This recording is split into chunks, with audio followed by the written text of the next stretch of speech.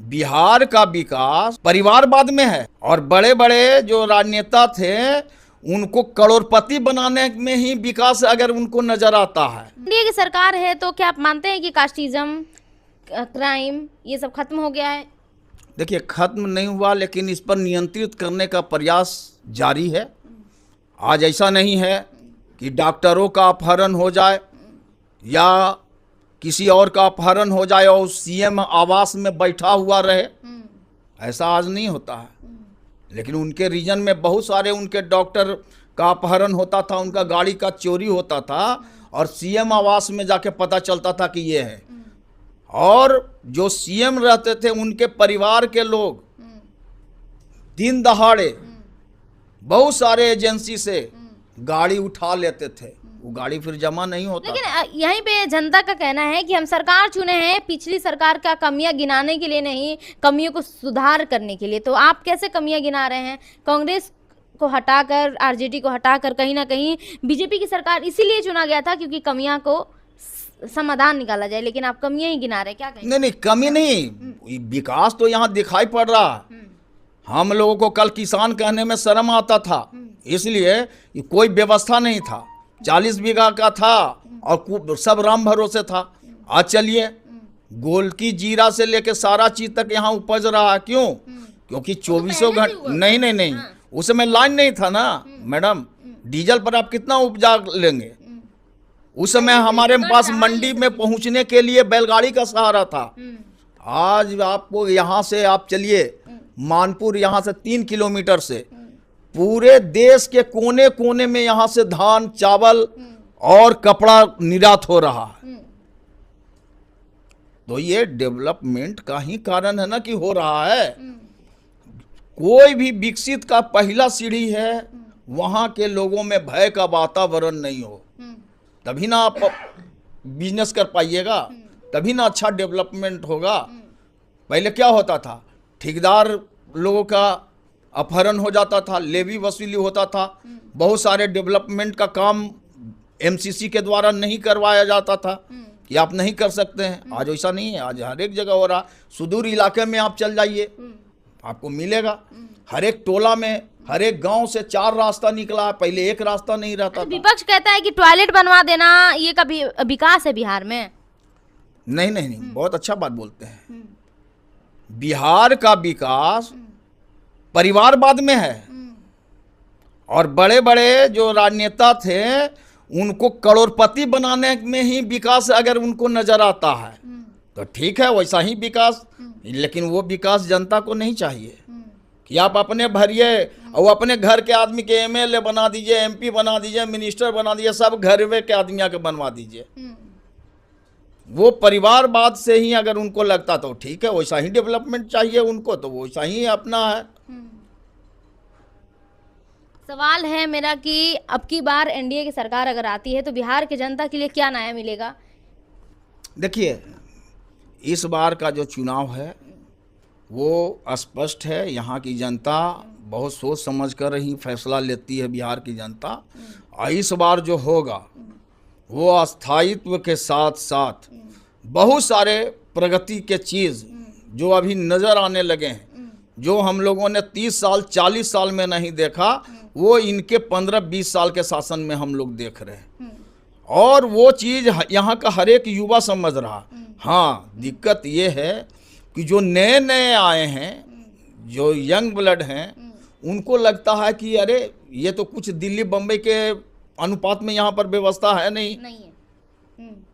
तो वो व्यवस्था को डेवलप करने के लिए बहुत समय उन लोगों ने जाया किया और अब उसी पर काम चल रहा है। और भारत सरकार ने बहुत सारा योजना बिहार के लिए दिया है, जो आने वाला दिन में आपको दिखलाई पड़ेगा कि बिहार सचमुच में बिहार है। तेजस्वी यादव हमेशा कहीं ना कहीं नीतीश कुमार पर तंज कसते रहते हैं कि वो भांग पी के रहते हैं, नशे में रहते हैं। क्या वो मुख्यमंत्री बनने लायक है दोबारा? देखिए, तेजस्वी जी क्या बोलेंगे? वो तो बोलते हैं ये भांग पी के हैं या ये करके हैं।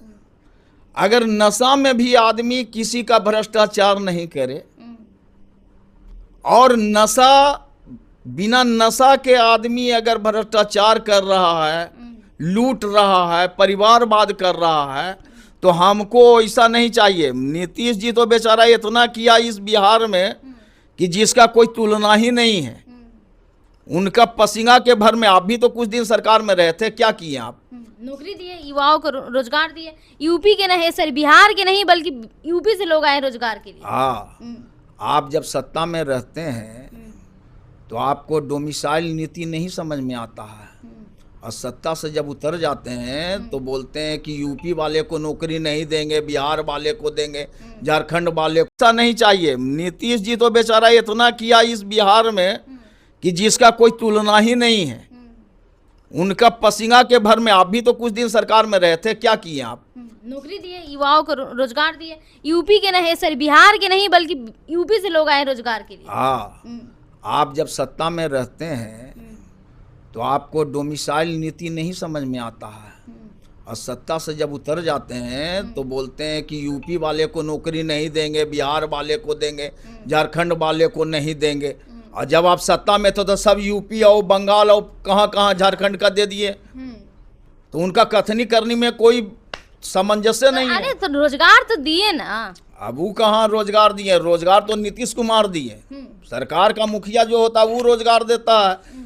फेलुअर होगा, आप एक तरफ कहते हैं कि नीतीश कुमार फेलुअर है, दूसरे तरफ अब जब नीतीश कुमार फेलुअर है तो आप कहाँ से फेलुअर नहीं होइएगा? हैं? किसी भी चीज़ के लिए डीएम न जिम्मेवार होता है जिला के अंदर में। बिहार का मुख्यमंत्री न होगा, देश का प्रधानमंत्री न होगा, इस्तीफा प्रधानमंत्री से मांगते हैं, इस्तीफा नीतीश कुमार से, मुख्यमंत्री से मांगते हैं। जो अच्छा काम हो उसका क्रेडिट आप ले लीजिए और बुरा काम का क्रेडिट नीतीश जी को दे दीजिए। ये सब जनता समझती है।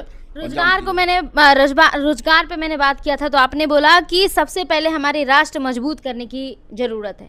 तो बताइए सर, राष्ट्र मजबूत कैसे होगा? देखिए, राष्ट्र मजबूत संकल्प से होता है।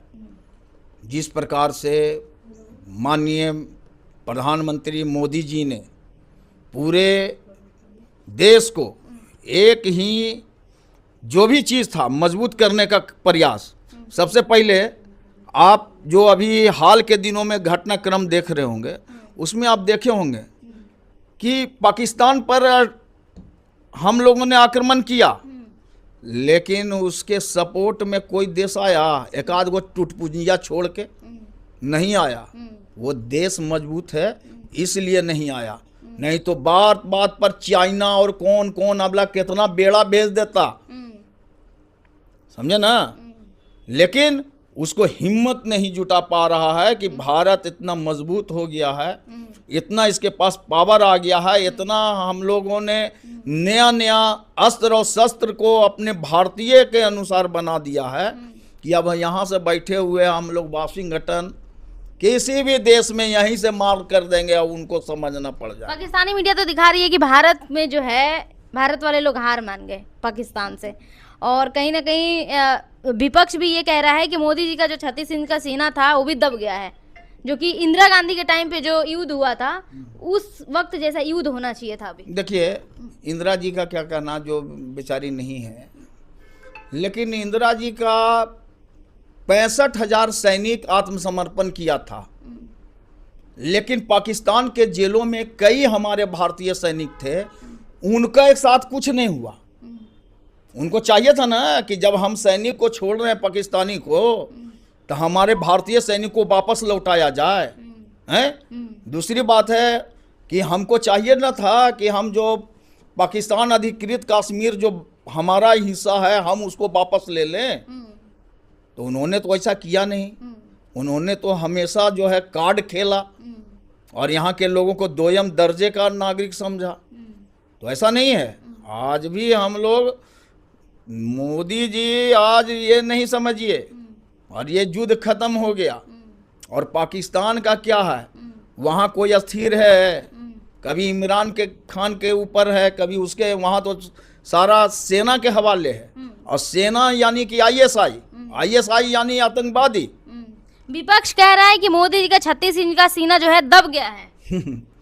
अरे भाई, आप लोग तो ये समझना चाहिए कि यही जो लोग आरोप लगाते हैं, अमेरिका एयरपोर्ट पर उतरे थे ना तो इनको पूरा नंगे कर दिया था।